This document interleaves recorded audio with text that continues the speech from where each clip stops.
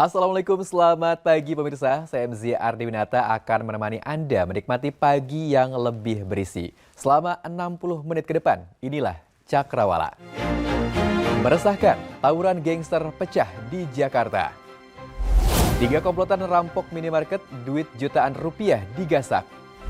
Kasus narkoba Freddy Pratama seret tersangka baru, seorang selebgram asal Makassar. Ya, Cakrawala pagi hari ini pemirsa kita awali dari informasi kericuhan yang terjadi saat proses pengundian nomor urut kepala desa di Kabupaten Cirebon, Jawa Barat. Masalahnya sih sepele ya, hanya gara-gara saling ejek, dua pendukung calon kepala desa saling serang. Dan tak tanggung-tanggung, kedua kubu saling serang menggunakan batu dan juga kayu.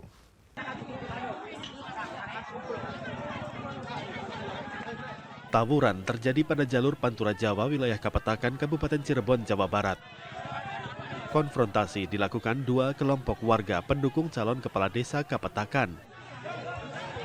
Massa terlibat saling serang dengan lemparan batu dan kayu di tengah jalur Pantura akibat tersulut emosi setelah saling ejek. Insiden berawal setelah 3 kelompok pendukung kandidat datang ke balai desa secara bersamaan. Mereka justru emosi setelah proses pengundian nomor urut calon pada ajang Pilkades. Banyaknya jumlah warga dari dua kelompok membuat petugas sempat kesulitan meredam konflik. Tawuran bisa mereda setelah aparat melakukan negosiasi dan kemudian meminta massa kembali ke rumah masing-masing. Kerusuhan yang berlangsung di Desa Kapetakan kontan membuat kemacetan total di jalur Pantura Jawa. Para pengendara takut melintas melihat warga saling lempar batu dan kayu. Kemacetan yang terjadi selama sekitar 20 menit akhirnya terurai setelah kerusuhan mereda. Kericuhan antara dua massa pendukung calon kepala desa mengakibatkan terlukanya seorang anggota petugas keamanan dan 4 orang warga. Anggota Sabara yang terluka di bagian kepala dilarikan ke Bidokes Polres Cirebon. Sementara 4 orang warga dilarikan ke puskesmas dengan luka cukup parah akibat lemparan batu. Setelah menjalani perawatan medis, mereka dibolehkan pulang untuk kemudian berobat jalan. Lagi yang luka-luka, Pak? Saya baru mendapatkan informasi untuk yang luka dari masyarakat, cuma secara resmi belum ada laporan. Namun kami akan tetap melakukan penyelidikan mungkin dari masyarakat siapa yang terkena luka-luka. Sementara informasinya yang baru dapati berapa orang tadi, Pak, yang di puskesmas? Puskesmas baru 4 orang. 4 orang. Ya. Rata-rata mengalami luka. Luka bagian kepala, kaki ada. Meskipun situasi jalur Pantura Desa Kapetakan sudah kondusif, 200 personel gabungan masih disiagakan untuk mencegah tawuran susulan. Dari Jakarta, belasan remaja digiring ke Mapolsek Metro Kemayoran, Jakarta Pusat. Apa penyebabnya? Gara-garanya para remaja ini tawuran. Garang di jalanan tapi akhirnya ketika dijemput keluarga ke kantor polisi tertunduk lesu. Petugas kepolisian dari Polsek Metro Kemayoran menangkap belasan remaja yang tawuran. Totalnya ada 12 orang. Selain menciduk para remaja tanggung ini, petugas juga mengamankan sebuah senjata tajam jenis sherlit berukuran besar.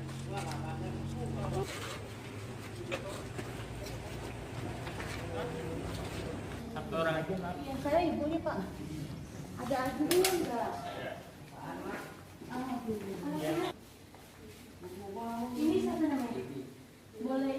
Aksi tawuran remaja ini memang meresahkan. Setelah diamankan bersama barang bukti, mereka lantas didata dan diperiksa keterlibatannya. Keluarga yang panik mendatangi kantor kepolisian, memastikan dan membawa pulang anak mereka. Tapi ada adiknya. Ada adik saya. Ternyata nih pemirsa, tawuran remaja ini tak hanya terjadi di Kemayoran, Jakarta Pusat. Di Jalan Taman Mini Indonesia Indah atau TMII Pintu 2 Atas, Jakarta Timur ini juga pecah. Gangster remaja saling serang menggunakan senjata tajam di tengah permukiman warga. Tak hanya meresahkan, warga bahkan meminta polisi bertindak tegas.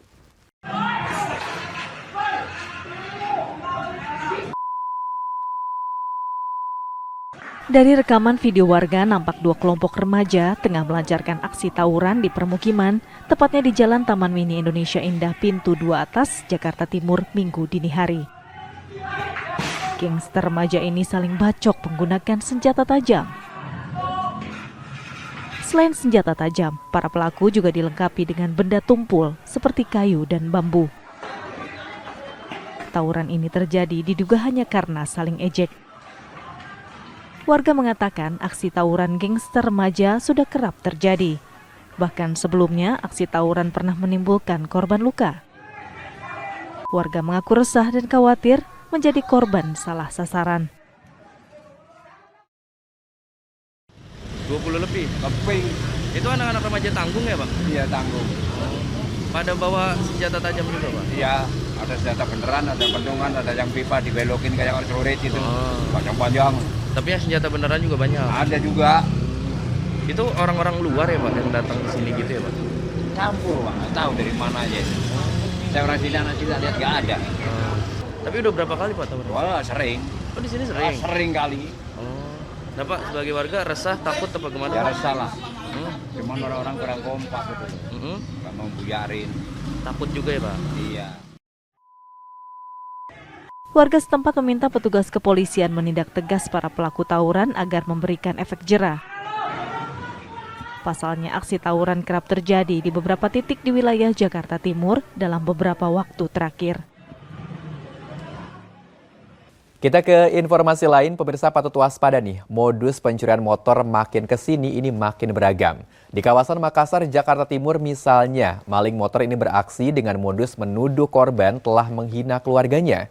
Beruntung korban yang merupakan pelajar SMP ini berteriak minta tolong, sehingga pelaku panik dan lompat ke aliran kali. Yang terjadi selanjutnya, pelaku dihakimi warga.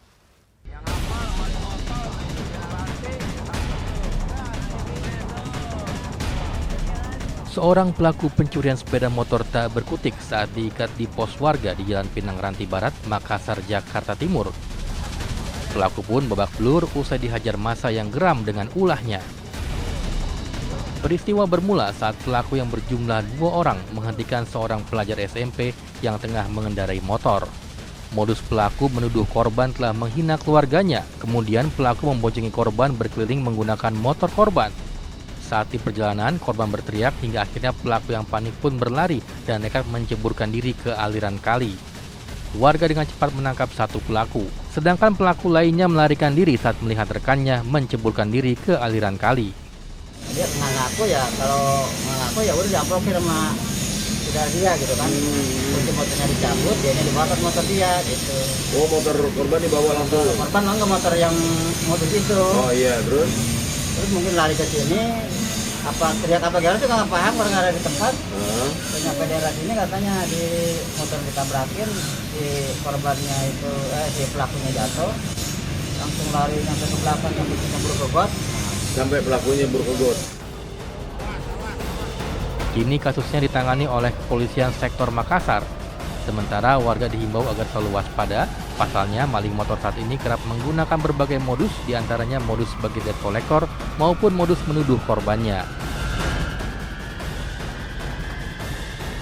Kisah maling motor yang apes dihakimi warga juga terjadi di Kendari, Sulawesi Tenggara. Kalau misalkan yang ini, si maling kepergok warga hendak menjual motor curiannya. Berikut kisahnya.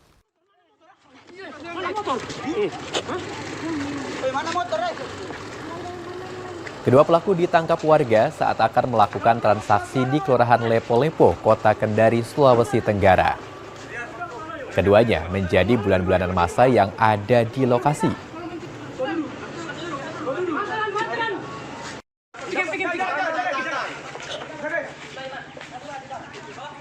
Para pelaku berjumlah 5 orang, namun 3 lainnya berhasil kabur alias melarikan diri. Peristiwa pencurian ini terungkap setelah ada kerabat korban yang menjebak para pelaku dan berpura-pura sebagai pembeli.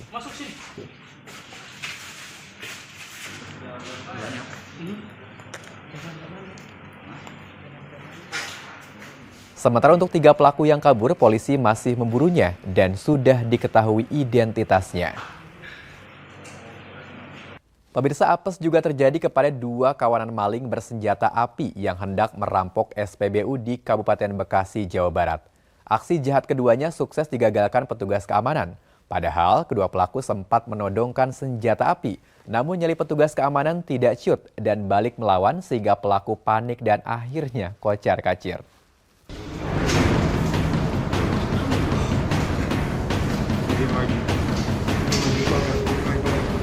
Dalam rekaman kamera pengawas, terlihat dua kawanan rampok bersenjata api beraksi di SPBU yang berada di Jalan Raya Tambelang, Desa Banjarsari, Sukatani, Bekasi, Jawa Barat. Pelaku masuk ke SPBU yang sudah tutup dan menodongkan senjata api ke petugas keamanan. Namun petugas keamanan tidak panik dan berusaha melawan balik, serta berteriak minta tolong. Melihat korbannya melawan, kedua pelaku panik dan memilih melarikan diri.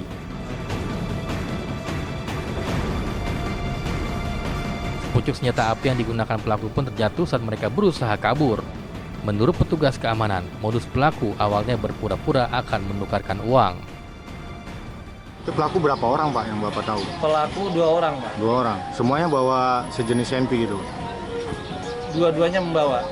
Berarti pelaku ini sempat memperlihatkan senpinya menodongkan ke Bapak? Sempat. Dia benar dengan tindakan yang pertama yang saya larang masuk gerbang itu. Dia itu benar menunjukkan bahwa itu, ya kan, dia menunjukkan pistolnya bahwa dengan ucapan diam, nanti saya tembak. Pasca kejadian, pihak kepolisian sektor Sukatani menyita sepucuk senjata api yang diduga rakitan serta 4 amunisinya. Kasus tersebut kini dalam penanganan pihak kepolisian sektor Sukatani dan Polres Metro Bekasi.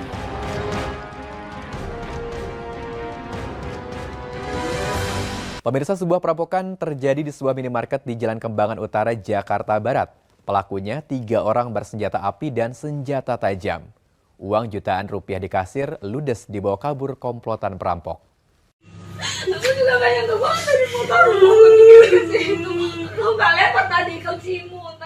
Dari rekaman kamera pengawas terlihat 1 orang pelaku mendatangi kasir minimarket berpura-pura membeli rokok di saat minimarket akan tutup. Tidak lama berselang, datang 2 orang pelaku lainnya yang masuk dan langsung menodongkan senjata tajam dan senjata api ke arah karyawan minimarket.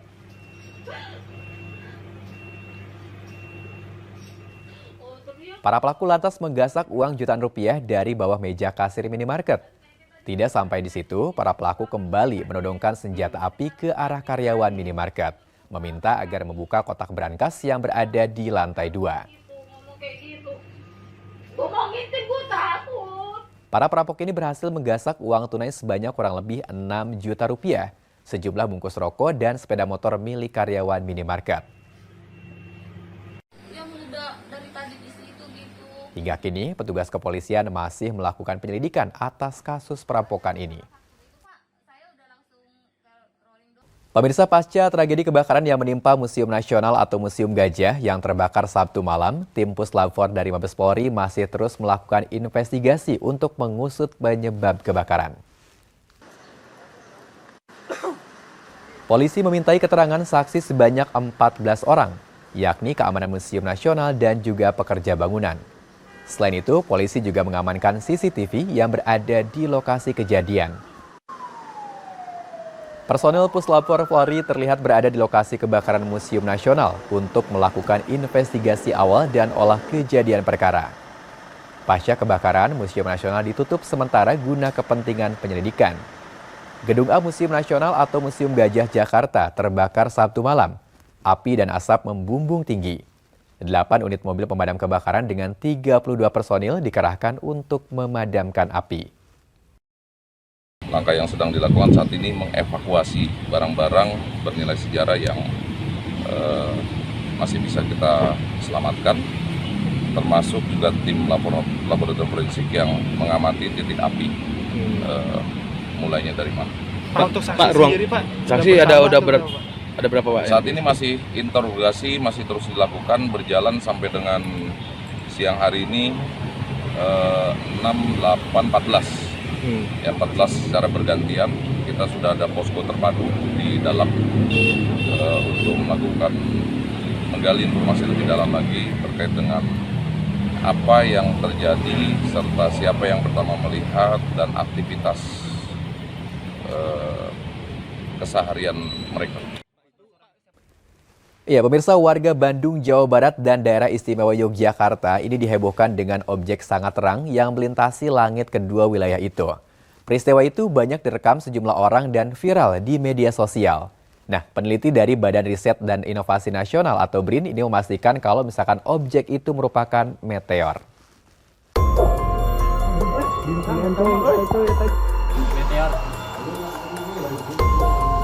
Beberapa warga mengabadikan detik-detik ketika sebuah objek sangat terang melintasi langit Bandung Raya Kamis malam.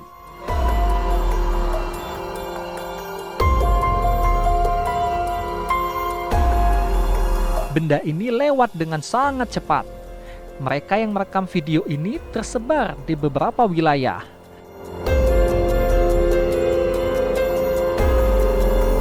Akun Instagram Jogja News juga mengunggah video ketika benda langit ini melintas.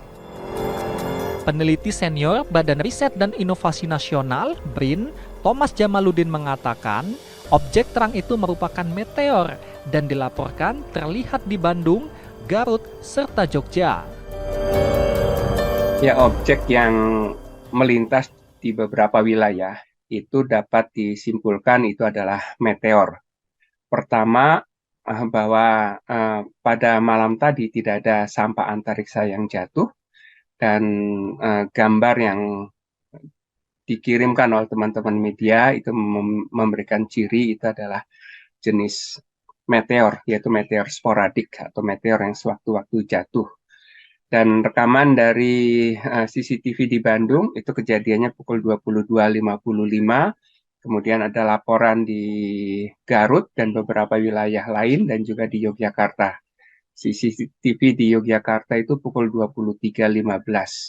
Jadi ada rangkaian kesaksian mulai dari Bandung pukul 22.55 sampai dengan pukul 23.15 di Yogyakarta. Itu menunjukkan bahwa objek meteor ini melintas dari arah barat dan tidak ada laporan jatuh di darat, jadi sangat mungkin objek tersebut jatuh di Samudra Hindia. Jadi kejadian ini adalah sesuatu yang sering terjadi, walaupun tidak bisa diperkirakan dan ukuran meteornya pun bisa beragam ya. Yang jatuh tadi malam itu diperkirakan mungkin ukurannya sekitar puluhan sentimeter, tidak menimbulkan gelombang kejut. Jadi ini digolongkan sebagai meteor terang atau fireball atau bola api. Tidak ada dampak apapun karena jatuhnya di laut. Thomas menambahkan, melintasnya meteor seperti ini dapat terjadi kapan saja.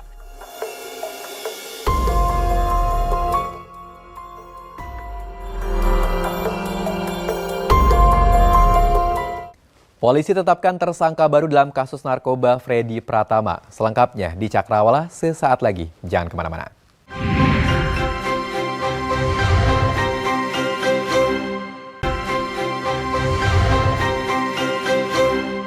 Pemirsa, Pulau Rempang di Kepulauan Riau mendapat kunjungan dari Menteri Investasi dan Kepala BKPM Bahlil Lahadalia. Bahlil berdialog dengan warga tentang permasalahan lahan dan relokasi lahan Pulau Rempang.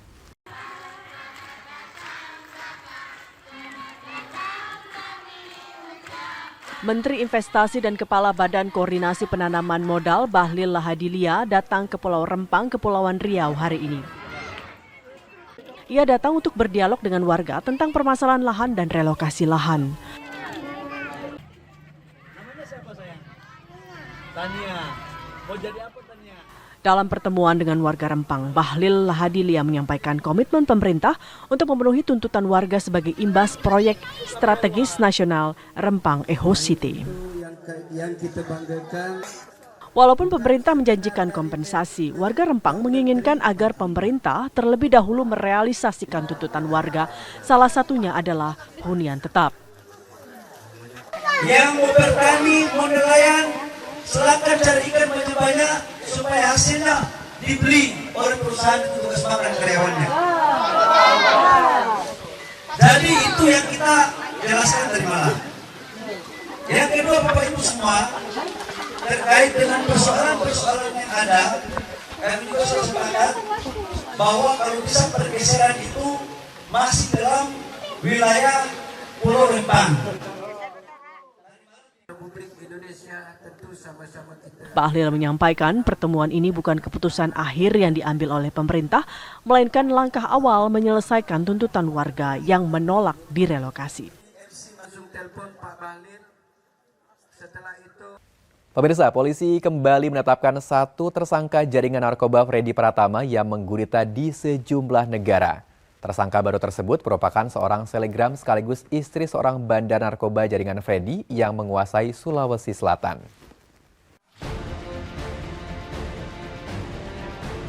Polisi mengungkap mereka telah menetapkan 1 lagi tersangka dalam kasus jaringan narkoba internasional Freddy Pratama.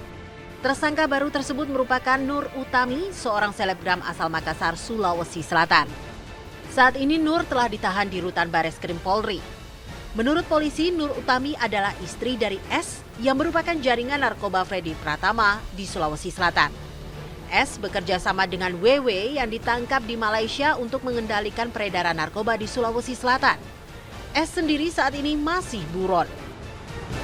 Bersamaan dengan penetapan tersangka atas Nur Utami, polisi juga menyita sejumlah aset dan barang-barang mewah yang totalnya mencapai kisaran 6 hingga 7 miliar rupiah. Dalam jaringan Freddy, Nur bukanlah pemakai maupun pengedar. Ia berperan mencuci uang suaminya sebagai bandar narkoba Sulawesi Selatan di bawah kendali tak langsung dari sang gembong Freddy Pratama. Hasil investigasi yang kami lakukan berdasarkan keterangan saksi dan alat bukti yang lain, bahwa barang-barang bukti yang berhasil kita sita, yang saya sebutkan tadi, itu tidak diatasnamakan yang bersangkutan NU maupun S. Tetapi kita bisa buktikan bahwa perolehannya itu adalah berasal dari S yang kemudian digunakan oleh NU untuk membeli aset, baik kendaraan maupun barang-barang termasuk juga tanah dan bangunan. Total asetnya lebih kurang kami hitung tadi sekitar 6-7 miliar. Dengan penangkapan Nur Utami, maka sejauh ini polisi telah menahan 40 tersangka. Selain Nur Utami, setidaknya seorang selebgram lain juga ditangkap di Lampung. Ia adalah selebgram asal Sumatera Selatan, Adelia Putri Salma. Sindikat Freddy ini memiliki jaringan terstruktur yang membuatnya sulit dilacak. Seorang polisi pun terlibat dalam jaringan ini. Ia adalah mantan Kasat Res Narkoba Polres Lampung Selatan, AKP Andri Gustami. Pengungkapan dan pengejaran terhadap jaringan narkoba Freddy Pratama ini dimulai saat operasi bersama antara Polri, Kepolisian Malaysia, Kepolisian Thailand, dan Badan Narkotika Amerika Serikat DEA pada 2020. Kita beralih ke informasi selanjutnya, pemirsa. Dokter gadungan yang bernama Susanto mendapat tuntutan hukuman 4 tahun penjara oleh Jaksa Penuntut Umum Kejaksaan Negeri Tanjung Perak, Surabaya. Susanto dijerat dengan pasal penipuan. Menanggapi tuntutan hukuman 4 tahun, terdakwa Susanto memohon kepada hakim agar mendapatkan keringanan. Majelis hakim kemudian meminta terdakwa menyampaikan permohonannya secara tertulis untuk dibacakan pada sidang pledoi pekan depan.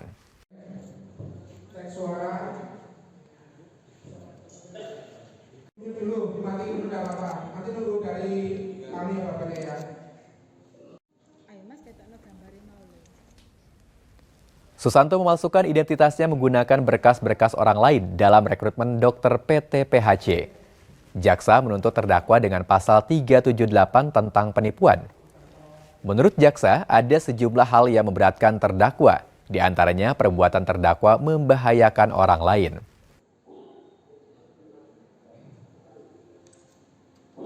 Ditanya sama majelis hakim, itu dari mana saja? Sidang sendiri akan berlanjut dengan pembacaan pembelaan atau pledoi terdakwa yang dijadwalkan akan berlangsung pekan depan. Hal yang memberatkan, 1. Terdakwa merupakan residivis dalam perkara yang sama. 2. Terdakwa tidak menyesali perbuatannya. 3. Perbuatan terdakwa meresahkan masyarakat. 4. Perbuatan terdakwa telah menikmati hasil tindak pidana. 5. Terdakwa berpotensi menimbulkan penderitaan bagi masyarakat. Hal yang meringankan tidak ada. Menjatuhkan pidana terhadap terdakwa Susanto bin Sami dengan pidana penjara selama 4 tahun dikurangi masa penangkapan dan masa penahanan dengan perintah terdakwa Susanto Sami tetap ditahan. Nah, bagi pemirsa yang belum mengikuti kasus Susanto sang dokter gadungan, jadi Susanto ini melakukan aksi kejahatannya sejak hampir 2 dasawarsa silam.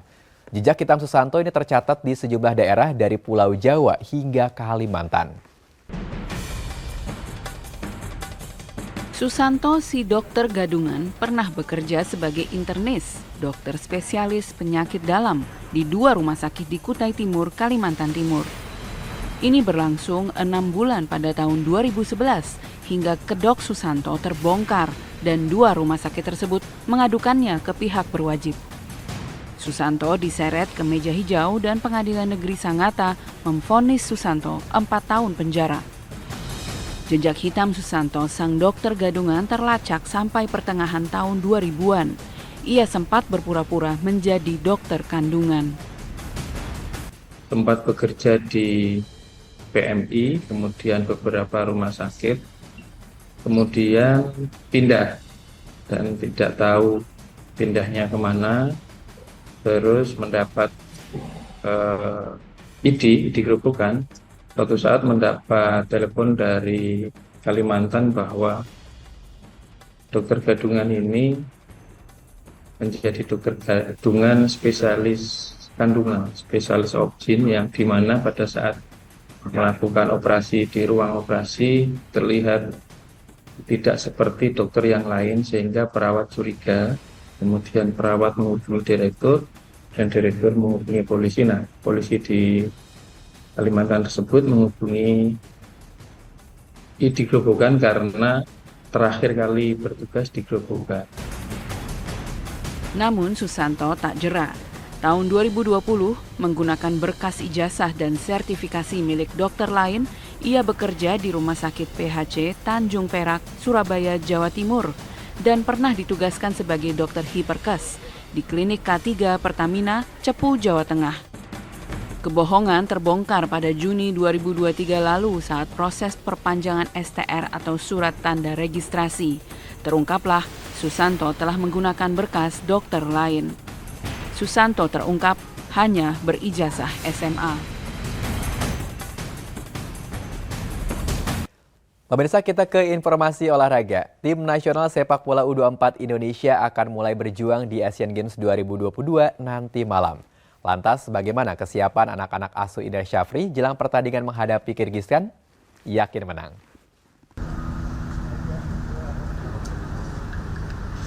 Tim nasional sepak bola Indonesia siap berjuang di Asian Games 2022 di Hangzhou, China yang akan mulai bertanding pada Selasa 19 September 2023. Timnas akan mengawali langkah dengan melawan Kirgistan pada pertandingan pertama Grup F cabang sepak bola putra. Pasukan Merah Putih pantas optimistis mampu bersaing. Lawan lain di Grup F ialah China Taipei yang jadi sasaran 9 gol Timnas saat beradu di kualifikasi Piala Asia U23. Sebanyak 6 pemain dari tim kualifikasi Piala Asia U23 kini memperkuat skuad pilihan pelatih Indra Syafri. Dan dari 22 nama yang masuk daftar skuad Asian Games 2022, 4 orang berusia lebih dari 23 tahun dan 4 pula berumur di bawah 21 tahun.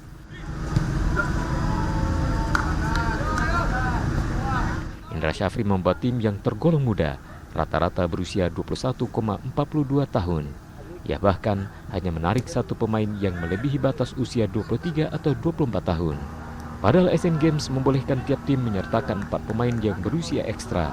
Namun Indra Syafri tak bisa leluasa membentuk timnas. Lantaran Asian Games bukan turnamen FIFA, Insyaf kesulitan memanggil pemain-pemain yang berasal dari klub-klub luar negeri, bahkan dari liga dalam negeri. Setelah sebagian anggota tim berangkat ke Cina, Ramadan Sananta tak bisa menyusul. Klubnya PSIS butuh sang striker untuk bekerja di Liga 1.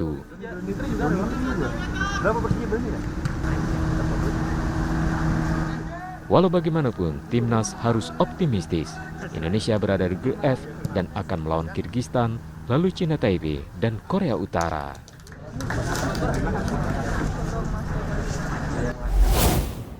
Pemirsa, harga beras meroket di berbagai daerah. Informasi selengkapnya tentunya saat lagi. Tetaplah bersama kami di Cakrawala.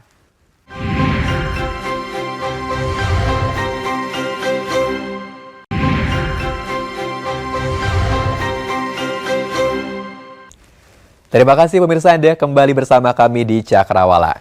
Ya, informasi yang satu ini mungkin meresahkan nih pemirsa ya. Jadi sudah hampir 2 bulan harga beras di wilayah Boyolali, Jawa Tengah ini masih mahal. Datangnya El Nino dan musim kemarau berkepanjangan diduga membuat pasokan beras menipis.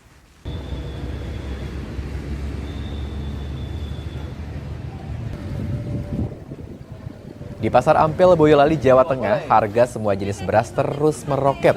Dari harga 10.200 naik menjadi 12.000 per kilonya.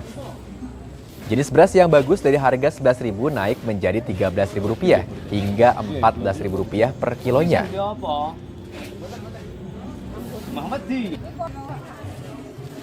Sementara untuk ukuran pack 5 kilo naik harganya dari Rp60.000 menjadi Rp66.000. Nah, ternyata tak hanya di Boyolali pemirsa, mahalnya harga beras ini juga terjadi di Banten. Bahkan imbas dari masih tingginya harga beras, sejumlah pedagang nasi di Kabupaten Pandeglang ini terpaksa mengurangi porsi nasi yang dijual. Hal itu dilakukan agar pedagang tetap mendapat untung dan pembeli tidak berkurang menurun. Karena warga mengurangi jumlah pembelian yang biasa membeli 5 kilo dikurangi menjadi 3 kilogram. Nah, ternyata tak hanya di Boyolali pemirsa, mahalnya harga beras ini juga terjadi di Banten. Bahkan, imbas dari masih tingginya harga beras, sejumlah pedagang nasi di Kabupaten Pandeglang ini terpaksa mengurangi porsi nasi yang dijual. Hal itu dilakukan agar pedagang tetap mendapat untung dan pembeli tidak berkurang.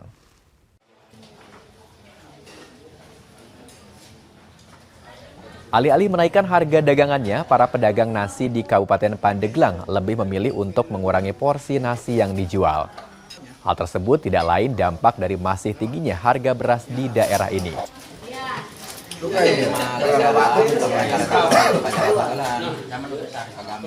Banyak warga, terutama pedagang kecil, yang mengeluhkan tingginya harga beras tersebut. Mereka kesulitan menjual dagangannya karena harga beras melambung tinggi, yakni di kisaran Rp13.000 per kilogram.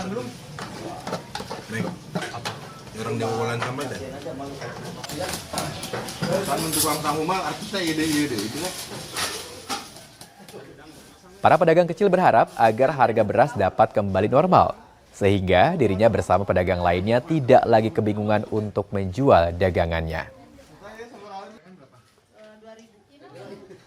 Kisah sepinya dagangan kini juga dialami oleh para pedagang di kawasan Bromo. Namun bukan karena harga beras yang mahal nih, melainkan karena wisata Gunung Bromo hingga kini masih ditutup pasca kebakaran hebat. Tentu tidak hanya para pedagang makanan yang merasakan dampaknya, namun juga para pelaku wisata. Beginilah suasana Gunung Bromo. Sudah 2 pekan tempat wisatanya masih ditutup bagi pengunjung. Pasca dilanda kebakaran yang meludeskan kurang lebih 500 hektar lahan di 4 wilayah Kabupaten Probolinggo, Pasuruan, Malang, dan juga Lumajang. Hampir 12 hari ini, wisata Bromo belum dibuka lagi bagi pengunjung. Hal ini menyebabkan omset pedagang makanan turun drastis hingga mencapai 75% lebih. Salah satunya dialami kelompok pedagang bakso keliling. Warga berharap pihak TNBTS segera membuka kembali tempat wisata Bromo agar aktivitas pelaku wisata dan warga Tengger normal. Karena wisata Bromo saat ini merupakan salah satu penopang perekonomian warga. Kita ke informasi lain, Malangnian Nasib Jafarudin berupaya melerai tawuran remaja, justru dirinya malah menjadi korban pembacokan dengan senjata tajam. Polisi lantas memburu para pelaku. Saat diamankan, 5 pelaku ternyata masih di bawah umur. Suasana mencekam saat warga Palasari Bogor tiba-tiba mendengar sekelompok remaja terlibat tawuran tepat di jalan utama pemukiman mereka. Seorang warga pun keluar rumah berupaya untuk melerai. Tak terima, 5 remaja tanggung menyerang warga bernama Jafarudin itu dan membacok korban dengan senjata tajam. Korban terluka di bagian punggung, tangan, dan kaki. Diduga para pelaku sengaja membuat onar di pemukiman warga karena sepeda motor mereka tertinggal saat tawuran. Ini aja, sini aja. Oh, tangan sama itu. Lagi nongkrong di depan. Kan ketika rame-rame lagi tidur ya, ternyata ada penyerangan. Warga udah pada tangkap. Oh, kamu dibacok langsung. Saya ngerai juga mancing biar warga nggak ini juga. Tahu-tahu kena. Penyerangan secara tiba-tiba aja gitu. Hanya berselang 5 jam dari pembacokan terhadap warga itu, 5 remaja yang masih di bawah umur pun ditangkap polisi. Status mereka hingga kini masih saksi. Polisi pun masih memburu pelaku lain yang terlibat dalam video viral pembacokan yang diunggah warga di media sosial. Dari Bogor, Jawa Barat, Usep Sarifudin, TV One, mengabarkan. Iya, sungguh keji perbuatan sepasang suami istri di Musi Banyu Asin, Sumatera Selatan. Keduanya tega membunuh anak angkatnya sendiri yang masih berusia 11 tahun. Korban dibunuh saat tengah tidur di kamarnya dengan cara dicekik dan ditindih bantal hingga tak bisa bernafas.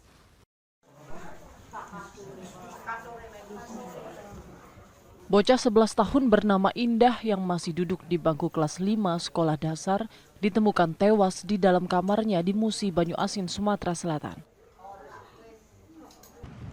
Korban tewas akibat dibunuh oleh kedua orang tua angkatnya saat korban tengah tertidur pulas. Korban tewas dicekik dan ditindih bantal oleh ibu angkatnya. Di hadapan polisi, tersangka mengaku disuruh suaminya untuk menghabisi nyawa anak angkatnya. Jika tidak, dirinya akan diceraikan. Saya disuruh oleh suami saya. Ibu disuruh oleh suami ibu? Karena saya diancam dengan suami saya. Diancam apa ibu? Nah, diceraikan, sudah di rumah itu. Sudah berapa tahun berumah tangga? 4 tahun. Punya anak ada dari 4 tahun? Punya 1. Yang melakukan pembunuhan itu istrinya atas suruhan dari suaminya. Nah, mungkin dianggap anak ini semakin besar semakin nakal sehingga orang tuanya merasa kesal. Kita dapat keterangan dari saksi-saksi bahwa si korban ini sering mendapat kekerasan, baik dimarahi, ditempeleng oleh orang tuanya. Untuk mempertanggungjawabkan perbuatannya, kedua tersangka dijerat dengan pasal 340 KUHP tentang pembunuhan berencana dan diancam hukuman seumur hidup atau hukuman mati.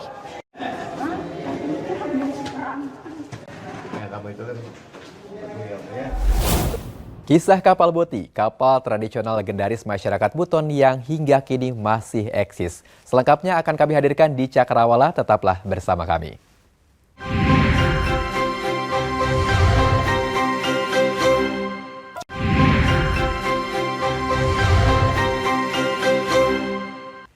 Baik pemirsa, terima kasih Anda kembali bersama kami tentunya masih di Cakrawala.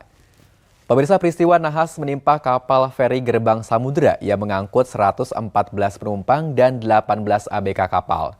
Kapal itu karam di perairan Selat Bali.